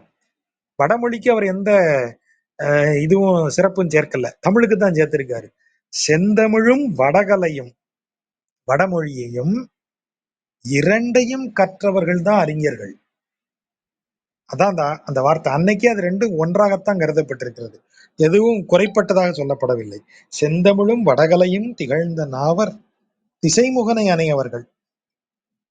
திசைமுகன் யாரு? 4 திசைகளிலும் முகம் கொண்ட பிரம்மன். பிரம்மனுக்கு ஒத்தவர்கள், வேதத்தை சொல்லக்கூடியவர்கள், செம்மை மிக்க அந்தனர். அவர்கள் என்ன செய்கிறார்கள்? ஹோமம் செஞ்சுக்கிட்டே இருக்காங்க. அந்த ஹோமத்தின் புகை என்ன செய்கிறது? ஆகுதி. ஆகுதினா வேத இது ஹோமத்தில் யாகத்தில் இடப்படுகிற பலி, அவிசு, அதுக்குத்தான் ஆகுதின்னு பேரு. அவங்க ஆகுதியாக போடக்கூடியதை ஏற்றுக்கொண்ட ஹோமத்தை அந்த ஏற்றுக்கொண்ட தெய்வங்கள் அப்படியே புகையா வருது.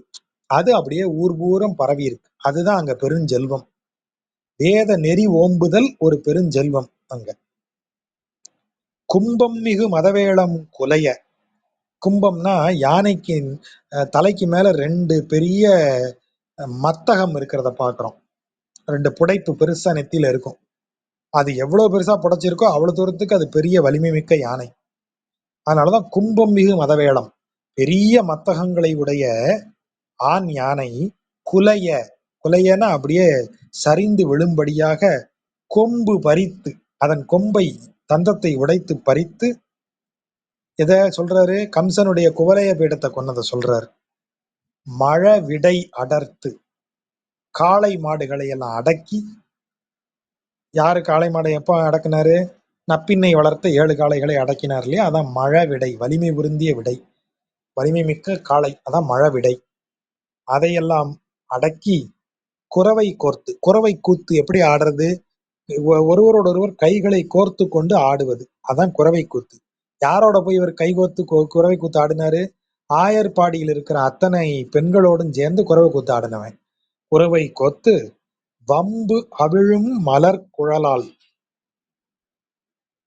ஆய்ச்சி, அதாவது ஆய்ச்சியாகிய யசோதை மனம் வீசும் மலர்களை சூடிய கூந்தல்களை கொண்ட ஆய்ச்சியாகிய யசோதை வைத்த தயிர் வெண்ணெய் உண்டு, தயிரையும் வெண்ணையும் உண்டு உகந்த மாயோன். இவ்வளவு லீலைகளை செய்த மாயோன். அவன் என்னெல்லாம் செஞ்சிருக்கான் பாருங்க. வீரமாக ஒரு காரியத்தை செஞ்சிருக்கான், யானையவே அடிச்சு நொறுக்கியிருக்கான், காளைகளையே அடக்கியிருக்கான். அதோடு சேர்ந்து எவ்வளவு மக்களோட சேர்ந்து எப்படி இருந்திருக்கான், பெண்களோட சேர்ந்து குரவை கூத்து ஆடியிருக்கான். அவன் அம்மாவுக்கு தெரியாம திருடி தின்னு அந்த வேலையும் வேற செஞ்சிருக்கான். இப்படி எல்லாமாக இருந்து எல்லா மாயத்தையும் காட்டியவன் மாயோன் காண்மின். அந்த தெய்வத்தை எங்க பார்க்கலாம்? செம்பவளம் மரகதம் நல்முத்தம் காட்ட. அதாவது முத்தம்னா முத்து. பாக்கு மரம் இருக்கு, பூகம், பூகம்னா பாக்கு மரம். பாக்கு மரத்துல காய்கள் நீங்க பாத்தீங்கன்னா தெரிஞ்சிருக்கும், இல்ல கூகுள் போட்டீங்கன்னாலே தெரியும். காய்கள் அப்படியே பச்சை கலர்ல அப்படியே குட்டி குட்டியா தேங்காய் குறும்ப குட்டி சைஸ்ல இருந்தா எப்படி இருக்குமோ அப்படி நீள நீளமா ஒரு சாண்ட்லியர் மாதிரி, ஒரு சாண்ட்லியர் பார்த்திருக்கீங்க இல்லையா, அந்த சரவிளக்கு, அந்த சரவிளக்கு மாதிரி அந்த இப்படி நீள நீளமா இது வரும், அந்த பூக்கள் வரும். அந்த பூக்கள்ங்கிறது அப்படியே ஒரு ஷவர் பாத் நீங்க ஞாபகத்துல வச்சுக்கோங்க. ஷவர் விழற மாதிரி, அந்த ஷவர்ல நீர் விழற மாதிரி அந்த கதிர்கள் வெளியில வந்திருக்கும். அப்படியே சரஞ்சரமா தொங்கும். அதுல ஒவ்வொன்னும் பூ பூவா பூத்து இருக்கும். அந்த பூக்கள்ல காய் பிடிச்சதுன்னா பச்சை கலர்ல அந்த பாக்கு காயா இருக்கும். அந்த பாக்கு பச்சை கலரா இருக்கும்போது மரகதம். அதே பாக்கு காய் பழுக்குது. பழுக்கும்போது செம்பழுப்பு நிறம். செம்பழுப்பு நிறம்னா என்ன? ஒரு ரெட்டும் எல்லோவும், அந்த ரெட்டு எல்லோ கலந்த ஆரஞ்சுமான ஒரு நிறம். செவ்விள நீரினுடைய குறும்பை எப்படி இருக்குமோ அப்படி இருக்கும். அதான் செம்பழுப்பு நிறத்துல பழம். அந்த செம்பழுப்பு நிறத்துல பாக்கின் பழங்கள், கமுகம் பழம் செம்பழுப்பு நிறத்துல இருக்கிறது எத மாதிரி இருக்கு? செம்பவளத்தை ஒத்து இருக்கிறது. அதே பாக்கினுடைய காய்கள் பச்சை நிறத்தில் இருப்பது மரகதத்தை ஒத்து இருக்கிறது. அது ரெண்டுமே முத்துக்கள், பச்சை நிற முத்துக்கள் போலவும் சிவப்பு நிற பவள முத்துக்கள் போலவும் தென்படுகிறது. ஆகவேதான் செம்பவளம் மரகதம் நல்முத்தம் காட்டத் திகழ் பூகம். அதை காட்டிக்கொண்டு திகழக்கூடிய பூகம் பாக்கு மரம். கதலி, கதலி மரங்கள், அதாவது வாழை மரங்கள் பல வளம் மிக்கு எங்கும். அப்படியே அந்த ஊர் பூரம் பாக்கும் வாழையுமா அப்படியே விளைஞ்சு தள்ளி இருக்கு. அம்பொன் மதில் பொழில் புடை சூழ்ந்து, அம்பொன் மதில் பொழில் புடை சூழ்ந்து, ஊரை சுத்தி அப்படியே அழகிய தங்க நிறத்துல, ஏற்கனவே பார்த்திருக்கோம் அந்த செவ்வை, அந்த இதுல வந்து கற்சுவர்ல சூரிய ஒளி படும்போது அது ஒரு பொன்னிறத்தை காட்டும். அதுதான் அந்த பொன்னிற மதில். தங்கத்துல மதில் கட்டினதெல்லாம் ஓவர். அம்பொன் மதில் சூழ், அப்படி இந்த மதிலால் சூழப்பட்டிருக்கிற பொழில் சோலைகளால் சூழப்பட்டிருக்கிற அழகார் செல்வத்து அணி அழுந்தூர். அந்த ஊருடைய அழகு பாருங்க. ரெண்டு அழகு இந்த இடத்துல சொல்றார். ஒண்ணு, அங்க திகழக்கூடிய இந்த பயிர்களின் அழகு, சோலைகளின் அழகும். அப்ப இந்த ஊர் அப்படியே திறந்து போட்ட மாதிரி கிடக்கானா? இல்ல, காவல் மிக்க நகராகவும் இருக்கிறது. காவலின் செல்வமுடைய நகரம் அது. அதனாலதான் மதில் சொல்லப்படுகிறது. மதில் சூழ்ந்து இருக்கு. இவ்வளவு செழிப்பு இருக்கே, இப்ப எவனாவது விடுவானா? அப்படி யாரும் வந்துட முடியாதுப்பா ஈஸியா. எங்க ஊருக்கு காவல் அழகும் இருக்கிறது, மதில் சூழ்ந்து இருக்கிறது அப்படின்னு அந்த வார்த்தையை சொல்றேன். ஊடு ஏறு கஞ்சனோடு, ஊடுனா கோபம்னு அர்த்தம் இந்த இடத்துல. கோபம் மிகுந்த கம்சனோடு மல்லும், மல்லர்களையும் வில்லும், வில் விழாவுக்குத்தானே கம்சன் கூப்பிடுறான். இவங்களை ஆயர்பாடியில வச்சே இவன் கதையை முடிச்சிடணும், கிருஷ்ணர் கதையை முடிச்சிடணும்னு பல முயற்சிகளை அவன் செய்யறான். எல்லா முயற்சிகளும் தோல்வியில் முடிஞ்சிட்டு போயிடுது. அப்ப கடைசியா அவன் ஒரு ஐடியா பண்றான். ஏதாவது ஒண்ணு சொல்லி அவங்களை இங்க மதுராவுக்கு வரவழைப்போம், மதுரால வச்சு அவங்கள சோழியை முடிச்சிடலாம், நம்ம கண்ணு முன்னாடியே அவங்களை கொன்னுடலாம்னு சொல்றான். சரி, அவங்கள கூப்பிடுறதுக்கு என்ன விழா வைக்கிறது? அதான் வில் விழா அப்படின்னு ஒண்ணு வைக்கிறான். தனுர் யாகம்னு பேரு. யாகத்தில் ஒரு வில்லை வைத்து அந்த பூஜைகளை, யாகத்தை எல்லாம் செய்து கடைசியில் அந்த அந்த அந்த தனுசை எடுத்து எவன் மன்னனோ அவன் அந்த தனுசை எடுத்து அதற்கு நான் பூட்டி அம்பு எய்து தானே மன்னன்னு அவன் என்ன செய்வான்? பிரகடனப்படுத்துவான், டிக்ளேர் பண்ணுவான், கன்ஃபார்ம் பண்ணுவான், நான் தான் மன்னன். இன்னைக்கும் நீங்க பார்க்கலாம், ஓன வில் அப்படின்னு ஒண்ணு உண்டு. ஓன வில்ல எடுத்துட்டு இப்ப திருவனந்தபுரத்துல ராஜாவார், திருவிதாங்கூர் ராஜவம்சத்துல இருக்கிறவர்கிட்ட போவாங்க. அவர் அன்னைக்கு காலையில அந்த அந்த வில்ல எடுத்து பேருக்கு அதுல ஒரு அம்பு மாட்டி சும்மா அப்படி விடுவார். இன்றைக்கு நடக்குது திருவனந்தபுரம் ஓணவில் உற்சவம்னு சும்மா கூகுள்ல போடுங்க, இன்னைக்கும் பார்க்கலாம் அதை. இன்றைக்கும் அந்த மரபு இருக்கு. அப்போ இந்த மரபினுடைய துவக்கம் என்ன? வேற எவனாவது வந்து அந்த வில்ல எடுத்து அவன் அம்பு போட்டானா அவன் தான் மன்னன். அதான் வில் விழா, தனுர் யாகம் அதுதான். அப்படி ஒரு யாகத்தை நடத்தி எல்லா மன்னர்களும் வாங்கன்னு கூப்பிட வேண்டியது மரபு. அப்படி கூப்பிட்டு இந்த மன்னனே அதுல வில்லுல அம்பு ஏத்தி விட்டான்னா அந்த விழாவுக்கு வந்த எல்லோரும் இவனை தமக்கும் மேலாக ஒரு மன்னனாக ஏற்றுக்கொண்டதாக பொருள். ஏற்றுக்கொள்ளனா அவன் சேலஞ்ச் பண்ணுவான், நான் எடுக்கிறேன்னு. அதுதான் கதை. இங்க அத மாதிரி ஒரு வில் விழாவை வச்சுதான் இவங்களை கூப்பிடுறான். இவன் அங்க வந்து என்ன செஞ்சான், இவனையும் அடிச்சு போட்டு அந்த வில்லையும் உடைச்சு போட்டு போயிட்டான் கிருஷ்ணர். அந்த கதை தான் இங்க வருது. ஊடு ஏறு கஞ்சனோடு மல்லும் வில்லும் ஒன் கரி. ஒன்னுனா அழகிய, இன்னொரு பொருள் வலிமை வாய்ந்த. கரினா யானை. எது? கோலைய பீடம். அது பெரிய பயங்கரமான யானை, வலிமையான யானை. ஆகவே வலிமை பொருந்திய யானையையும் உருள் சகடும் தேர், உருண்டு வரக்கூடிய தேரையும் உடைய செற்ற சகடாசுரன் அவன் குழந்தையா இருக்கும்போது வந்தான். அப்படி வந்த அவன் குழந்தை பருவத்திலிருந்து ஆரம்பிச்சு இப்ப கம்சனை, மல்லர்களை, அங்க விழாவில் வைக்கப்பட்ட வில்லை, அங்க இருக்கக்கூடிய வலிமை வாய்ந்த யானையை, அப்புறம் அந்த சகடாசுரனாக வந்தவனை உடைய செற்ற, எல்லோரும் உடைந்து நொறுங்கும்படியாக கொன்ற நீடு ஏறு பெருவலி. நீடு ஏறு பெரு வலினா வலிமை, பெருவலிமை. அது எப்படி ஆகுது? நாளாக நாளாக அந்த வலிமை ஏறிக்கிட்டே போகுது. நீடு ஏறு பெருவலி தோல் உடைய வென்றி. அவன் தோல் எல்லாருக்கும் நம்ம வெற்றி பெறுவோம், நானும் பெரிய வீரன். ஆனா அப்பெல்லாம் அப்படி பேசக்கூடிய இடத்துக்கு நம்ம வந்துருவோம். அது என்ன அப்பெல்லாம்? அப்ப இப்ப என்னாச்சு? இல்லப்பா அப்ப வயசாயிருச்சு, முன்ன மாதிரி இல்ல. ஆனா அவனுக்கு அப்படி கிடையாது. எத்தனை நாள் ஆகாகவும் வலிமை ஏறிக்கிட்டே போகும். நீடு ஏறு பெருவலி தோளுடையவன் அவன். நிலவு புகழ் நேமி அம்கை நெடியோன். கையில சக்கரம் இருக்கே, அது நிலவு போல இருக்குமா. நிலவு புகழ் அப்படின்னா நிலவு போல இருக்கும்னு ஒரு உரை. அந்த உரை உண்மையிலேயே எனக்கு பரிதாபமா இருந்தது. அதை எழுதினவர் பேரை சொல்லக்கூடாது.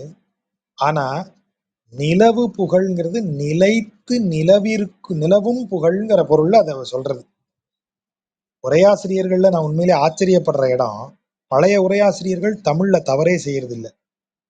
இது ஒரு பக்தி இதழ்ல எழுதும்போது நிலவு புகழ்ல நிலவை போன்று ஒளி வீசக்கூடிய புகழ்மிக்க சக்கரம்னு எழுதி வச்சுட்டாங்க. சொல்லக்கூடாது, தினகரன்ல எழுதி வச்சிருந்தாங்க மலர்ல.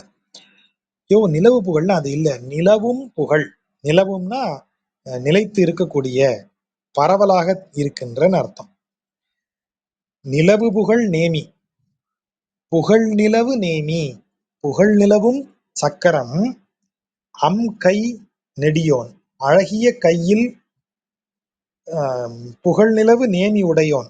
யாரு? நெடியோன், நெடுமையா படுத்திருக்கக்கூடியவன். காண்மின், அவனை பாருங்கள். எங்க? சேடு ஏறு பொழில் தழுவும் எழில்கொள் வீதி. சேடுனா இளமைன்னு அர்த்தம். தெருவுல இளமை ஏறிக்கிட்டே போகுது. இளமை ஏறு அப்படின்னா என்ன அர்த்தம்? அப்படி மெயின்டைன் பண்றாங்கன்னு அர்த்தம். முன்னாடி நல்லா இருந்துச்சு சார், இப்ப காடு மாதிரி வளர்ந்துருச்சு சார் இந்த சோலையெல்லாம். அப்படி இல்லை, என்றும் இளமையாக இருக்கும்படி அந்த சோலை இருக்கு. சேடு ஏறு பொழில், அதை தழுவி நிற்கும் எழில்கொள் வீதி, சோலைகளை ஒட்டி இருக்கக்கூடிய அழகிய வீதிகள். திருவிழவில் மணியணிந்த திண்ணை தோறும். அதாவது திண்ணைகளுக்கெல்லாம் ஊர்ல திருவிழான்னா அந்த காலத்துல ஊர்ல அந்த வந்து தங்கறதுக்கான இடமெல்லாம் பெருசா இருக்காது இல்லையா. அப்ப என்ன செய்வாங்க, திண்ணைய சுத்தப்படுத்தி வெள்ளை அடிச்சு அலங்காரம் பண்ணி வச்சிருப்பாங்க. எந்த ஊர்க்காரன் வந்தாலும் அந்தந்த ஊர்ல இருக்கிற வீட்டு திண்ணைகள்ல அவங்க படுத்துக்கலாம். அவர்களுக்கு இயன்றவர்கள் உணவளிப்பார்கள், இயலாதவர்கள் குடிப்பதற்கு தண்ணீராவது வைப்பாங்க. அந்தந்த வீட்டுல அந்த திண்ணையில அந்த வந்து தங்கிக்கலாம். நீங்க யாரையும் கேட்க வேண்டாம். எந்த வீட்டு திண்ணை காலியா இருந்தாலும் ஏறி நீங்க படுத்துக்கலாம், எவரும் ஒண்ணும் சொல்ல மாட்டாங்க. ஆகவேதான் திருவிழவில் மணியணிந்த திண்ணை தோறும்ங்கிற வார்த்தை வருது. இந்த ஊர்ல என்ன செஞ்சிருக்காங்க, மணிகளை பதிச்சு திண்ணையை அழகுபடுத்தி இருக்காங்க. அப்படி ஒளி வீசும் மணிகள் எல்லாம் திண்ணையில பதிச்சு வச்சிருக்காங்க. ஆடு ஏறு மலர் குழலார். ஆடுன்னா இந்த இடத்துல மனம் மிக்க மலர்கள், நறுமணம் மிக்க மலர்கள்னு அர்த்தம். ஆடு ஏறு மலர் குழல், நறுமணம் மிக்க மலர்களை சூடிய குழலை உடைய பெண்கள், அவர்களெல்லாம் நிறைந்து விளங்கும் செல்வத்து அணி. அப்படின்னு என்ன அர்த்தம்? விருந்தோம்பலில் சிறந்தவர்கள். அழகு மட்டும் இல்ல, அப்படி திண்ணையை அழகுபடுத்தி வைத்து கலைகள், ஆடு ஏறு மலர் குழலார், அவர்களெல்லாம் வந்து கலைகள் அதில் மிகுந்த பெண்கள், அவங்கெல்லாம் சிறந்து விளங்கக்கூடிய ஊர். பன்றியாய் மீனாகி அரியாய். பன்றினா வராகம், மீன்கிறது மச்சாவதாரம், அரிங்கிறது நரசிம்ம அவதாரம். இப்படியெல்லாம் ஆகி பாரை, பார்னா இந்த உலகை படைத்து காத்து உண்டு உமிழ்ந்த பரமன் தன்னை முத்தொழிலும் செய்யறான். அதனாலதான் அவன் பரமன். படைக்கிறான், அவனே காக்கிறான், அவனே அதை உண்டு இல்லாமல் ஆக்குகிறான், பிறகு அவனே அதை உருவாக்குகிறான் உமிழ்ந்து. இதையெல்லாம் செய்யறான். அவனை அன்று முன்பு அமரர்க்கு அதிபதியும் தேவேந்திரனும் அயனும், அயனும்னா பிரம்மன், சேயும், சேயும்னா குழந்தைன்னு ஒரு பொருள் இருக்கு. அவங்க என்ன சொல்றாங்க, பிரம்மனுக்கு சேய் சிவன். ஏன்னா பிரம்மன் வந்துட்டான், தேவேந்திரன் வந்துட்டா, மூணாவது சிவன் தானே வரணும். அதனால சேயும் அப்படின்னா அவனை அப்படின்னு சொல்றாங்க. ஆனா சேய் அப்படின்னா தொலைவுங்கிற பொருள் ஒண்ணு உண்டு. அப்ப தொலைவில் இருப்பவன் அப்படின்னு ஒரு பொருள்ல இது சிவன் அப்படின்னு இன்னொரு விளக்கம் இருக்கு. ஆனால் இது சிவனை குறிக்கும் சொல்தானாங்கிறது ஒரு சந்தேகம் இருக்கு. ஏனென்றால் சேங்கிற சொல் அவனுக்கு வேற எங்கேயுமே பயன்படுத்தப்பட்டதில்லை. ஆகவே இது வேற ஒரு சொல்லா இருக்கலாம். அது என்னன்னு எனக்கு கண்டுபிடிக்க முடியல. தேடி யாராவது சொல்லியிருந்தாங்கன்னா கண்டுபிடிக்கலாம். ஆனா இப்போதைக்கு அதை சே என்பது சிவனை குறிக்கிற சொல்லாகத்தான் உரையாசிரியர்கள் சொல்றாங்க. தேவேந்திரன், பிரம்மன், சிவன் ஆகியோர்களெல்லாம் அடிபணிய அழுந்தூர் நின்ற கோவை. கோங்கிறது அரசன். எல்லோரும் அடிபணியும்படி நிற்பவன் அரசன். ஒரு நாட்டுல எல்லோரும் அடிபணிய வேண்டியது அரசனை. அப்ப எல்லோரும் அடிபணிய நிற்கக்கூடியவன் அரசன் போல இருக்கக்கூடியவன். யாரெல்லாம் அடிபணிகிறார்கள்? அமரர்க்கு அதிபதி பிரம்மன், சிவன் இவர்களெல்லாம் அடிபணியும்படியாக ஒரு அரசனென அழுந்தூரில் நின்ற தெய்வத்தை கன்றி நெடுவேல் வலவன். கன்றினா அந்த இடத்துல கோபம் மிகுந்த, சினம் கொண்ட நீண்ட வேலை உடைய, நீண்ட வேலில் வல்லவன். வல்லவன் அந்த வேலை பயன்படுத்துவதில் நிபுணன். ஆலி நாடன், ஆலி நாட்டை ஊராக உடையவன். கலிகன்றி அவன் பெயர், திருமங்கை மன்னருடைய பெயர் கலிகன்றி. ஒலி செய்த இன்பப் பாடல், மிகுந்த மகிழ்ச்சி அளிக்கக்கூடிய அவன் எழுதிய இந்த பாடலை ஒன்றினோடு நான்கும் ஓரைந்தும் வல்லார். 10 பாட்டு அப்படி பிரிக்கிறாரு. ஒன்றினோடு நான்கும் ஓர் ஐந்தும்னு. அதுக்கு உரையாசிரியர் விளக்கம் அருமையா இருக்கு. ஒன்றினோடும், ஒரு பாட்டுல பெருமாளுடைய விபவ கோலத்தை சொல்லி இருக்கிறார். இப்ப முதல் பாட்டு எடுங்க, அதுல இருக்கிற கோலம் அவனுடைய விபவ கோலம் இல்லையா, சாரி வியூக கோலம். பார்க்கடலில் பள்ளி கொண்ட வியூக கோலம். வியூக கோலம் செங்கமல திருமகளும் புவியும் செம்பன் திருவடியின் இணைவருட முனிவரேத்த வங்கம்மலி தடங்கடலுள் அனந்தன் என்னும் வரியறவின் அணைதுயின்ற மாயோன். அதுதான் வியூக வடிவம். அப்ப வியூக வடிவத்தை குறித்த ஒரு பாட்டு, அதான் ஒன்றினோடு. அப்புறம் இன்னொரு 4 பாட்டு, 2, 4, 4 அப்புறம் 4 அப்புறம் 5, 5 அப்புறம் 10, 10வது பாட்டு. இது எல்லாமே மானுட உருவம் அல்லாது அவன் எடுத்த அவதாரங்கள். 2வதுல என்ன சொல்றாரு? 2வது பாட்டுல அவன் எந்த அவதாரத்தை சொல்றாரு? அவருடைய வராக அவதாரம் இல்லையா, இது சாரி ஹயக்ரீவர், ஹயக்ரீவ அவதாரத்தை சொல்றாரு. 4வது பாட்டுல வராக அவதாரத்தை சொல்றாரு.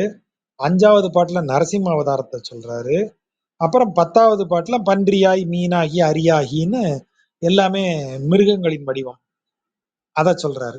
அப்ப இந்த 4ன்னு சொல்ற இடத்துல அவன் விலங்காக தோன்றிய 4 பாடல்களும் ஓர் 5, மீதி 5ல அவன் மானுட வடிவம் எடுத்தது. இப்ப எதெல்லாம் 2வது பாட்டு முடிஞ்சு 3வது பாட்டு எடுங்க. 3வது பாட்டுல அவன் பரம்பொருளாகவே நாராயணனாகவே அருள் செய்கிறான். அடுத்தது 6வது பாட்டுல சிறிய குள்ளமான உருவம் படைத்த ஒரு மானுட வடிவத்தில் தான் வருகிறான். 7வது பாட்டுல ராமனாக மானுடனாக அவதாரம் எடுக்கிறான். 8வது பாட்டுல கிருஷ்ணனாக மானுட அவதாரமாக வருகிறான். 9வது பாட்டுல அப்படி அந்த கிருஷ்ணாவதாரத்தினுடைய இன்னொரு செட் ஆஃப் செயல்கள். அப்ப கிருஷ்ணாவதாரம், ராமாவதாரம், வாமனாவதாரம், இது இதை குறித்து அப்புறம் அந்த நாராயண வடிவம், அப்படி 5 பாடல்கள்ல மானுட தெய்வ வடிவத்தை பாடியது. ஆகவேதான் ஒன்றினோடு 4ம் ஓர் 5ம் வல்லார். இப்படிப்பட்ட பாடல்களை பாடிய அவனது இன்ப பாடலை பாட வல்லார் ஒலி கடல் சூழும் உலகாளும் உண்பர்தாமே. ஒலிக்கின்ற கடல் சூழ்ந்த இந்த உலகத்தை ஆளும் தேவர்களைப் போன்று விளங்குவார்கள் அப்படின்னு பலன் சொல்லி முடிக்கிறார். நண்பர்களுக்கு நன்றி.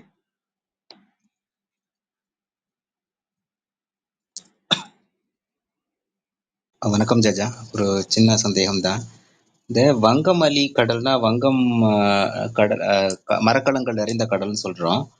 ஆனா இது திருப்பார்கடலை தானே குறிக்கிறாங்க. ஏன் அங்க போய் வங்கம்ன்றதெல்லாம் அங்க போடணும்? அதுக்கு வேற ஏதாவது மீனிங் இருக்கா? அது இது அந்த ஒரு கவிதை சிறப்புக்காக போடப்பட்ட ஒரு சொல் தான். வங்கம்மலி தடங்கடலுள் அப்படிங்கிறது அந்த முதல் விஷயம். அதுல செங்கமலம், எங்கும், அங்கமலம் இப்படிலாம் அந்த வார்த்தை வருது இல்லையா? ஆகவே அங்க வங்கம் மலி கடல்னு போடக்கூடியது அந்த கடலுக்குரிய சிறப்பு சொல் தான். மற்றபடி அது திருப்பார்கடல் தான். இது அதுல எந்த கப்பலும் போகாது. ஆனா அப்படி கப்பல்கள் எல்லாம் போகக்கூடிய பெருங்கடல் மாதிரி இருக்கிற அந்த பார்க்கடலில் அப்படின்னு பொருள் எடுக்க வேண்டியதுதான். அதுக்கு வேற பொருள் எதுவும் இருக்கிற மாதிரி தெரியல. இந்த பாம்புக்கு காலத்தை இதுவா சொன்னீங்கல்ல, உருவகமா சொன்னது ரொம்ப இதுவா இருந்துச்சு. ஏன்னா இது வரைக்கும் பாம்பு பாம்பு 5 தலை பாம்பு, அந்த 5 தலைக்கு அந்த ஒரு ஒரு இதெல்லாம் சொல்லியிருக்கீங்க, ஒரு 5 இதெல்லாம்.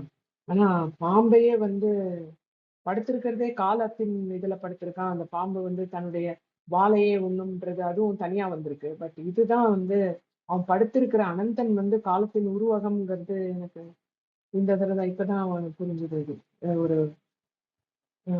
புதுசா இருந்த மாதிரி இருந்தது. வரி அரவின் அனைத்து இன்ற மாயோன் அப்படின்னு. பாம்பு நம்ம மரபுல பல விஷயங்களுக்கும் குறியீடு. ஐம்புலன்கள், அது விஷத்தை கக்கக்கூடியது.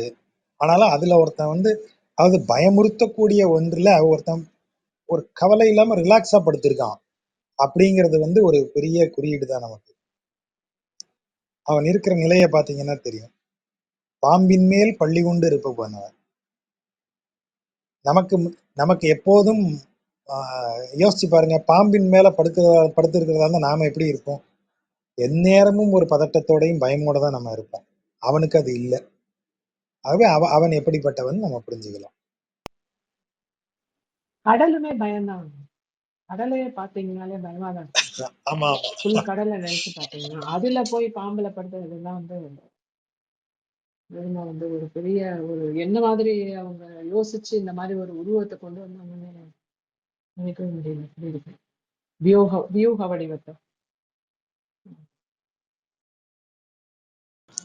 வெண்மரசல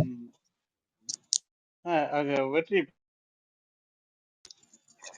வெண்மரசுல கூட இந்த நாகத்தெல்லாம் மூதாதைகளின் குறியீடு மாதிரி இங்க பார்த்த மாதிரி ஞாபகம். அது இப்போ நம்ம நாகத்தை வச்சு வழிபடுறது, நாகதோஷம் இதெல்லாம் கூட அந்த மூதாதைகளினுடைய குறியீடு மாதிரி எடுத்துக்க முடியுமா? அது நாக வேதம் தான் இந்தியாலேயே பழைய வேதம்னு சொல்ற மரபு உண்டு. நாகர்கள்ங்கிறவங்க தான் முதல்ல ரொம்ப இந்த வேதங்களை உணர்ந்து அவங்க ஒரு வேதத்தை உருவாக்கி இந்தியா முழுவதும் கொண்டு வந்தாங்க. அதிலிருந்து பிரிந்து வந்த பிற எல்லாம் தான் அதை ஏதோ ஒரு விதத்துல கை கொண்டு இருக்கும். ஆகவேதான் நாகம் இல்லாத இந்திய பிரிவுகளே மத பிரிவுகளே கிடையாது. சிவனுக்கு அது கழுத்துல இருக்கும், திருமாலுக்கு அது படுக்கையா இருக்கும், சக்திக்கு அது ஆபரணமா இருக்கும், கணபதி அதான் கானபத்தியம்ங்கிறது அறுவகை வழிபாடு நம்ம சொல்றோம் இல்லையா? அதுல கணபதியாக இருக்கக்கூடிய கானாபத்தியமாக இருக்கக்கூடிய முதல் தெய்வம் கணபதி. கணபதிக்கு அது யக்ஞோபவீதம், அதுதான் பூனல். பாம்பை பூணலாக அணிந்தவன் அவன் கணபதி. சூரியனுக்கு அவனையே விழுங்கும் ஒன்று அது பாம்பு. இவனுக்கு முருகன் கௌமாரம். சௌரம்ங்கிறது சூரியனுக்கு, கௌமாரம்ங்கிறது முருகனை முதல் தெய்வமாக கொண்டு வழிபடும் மரபு. முருகனுக்கு அவன் காலடியில கிடக்கக்கூடியது. அப்படியாக எல்லா விதத்திலும் நாக வேதம் அல்லது நாக மரபு இந்தியாவில் இருக்கிற அனைத்து தெய்வ வழிபாடுகளோடும் இரண்டரை கலந்தது. அப்படி சொல்ற மரபு நமக்கு உண்டு. ஆனா அது எப்போதோ ஒரு காலம் அதை இன்னைக்கு தனித்து எடுக்க முடியாத அளவிற்கு அது நீருடன் பால் கலந்தது போல ஆயிடுச்சு. ஆகவே நாகம் என்பது நமக்கு பெரிய குறியீடு, ரொம்ப பழைய காலத்துல இருந்தே நம்மோடு தொடர்ந்து வரக்கூடிய ஒன்று. அப்புறம் இந்த கடைசி பாசுரத்துல சேயும் சொன்னீங்க இல்லையா? இது வந்து நான் சேயின உடனே முருகனா இருக்குமான்ட்டு ஒரு யோஜனை இருந்தது. பட் அதான் தேடும்போது சேனா காளைன்னு வருது. ஒருவேளை அது வழியா ஏதாவது சிவனுக்கு தொடர்புபடுத்துறாங்களான்னு தெரியல. ஆமா, சேயினா காளைன்னு சொல்லும்போது காளையை வாகனமாக உடையவன் அப்படின்னும் பொருள் எடுக்கலாம். ஆமா, அது கொஞ்சம் நெருங்கி வருது. இப்போ சக்கரத்தான் அப்படின்னு சொல்லும்போது சக்கரத்தை உடைய விஷ்ணுன்னு சொல்லும் மாதிரி சேயான்னா இவன் காளையை உடையவன்கிற பொருள்லையும் வரும். அதுதான் கொஞ்சம் நெருக்கமான பொருளா இருக்கு சிவனுக்கு. சரிதான். எங்க எந்த இதுல பொருள் எடுத்தீங்க? அனுபந்தத்திலேயே இருக்கு ஜாஜா. ஓ, சே சரி சரி, அருமை. அப்ப நான் பார்க்கல, நான் தான் பார்க்கல. சரி, நான் வெளியவே தேடிட்டு இருந்தேன், இதுக்குள்ள தேடல. நல்ல பொருள் தான். அப்ப அதுதான் சரியான பொருளா இருக்க முடியும். தேங்க்யூ. தேங்க்யூ ஜாஜா.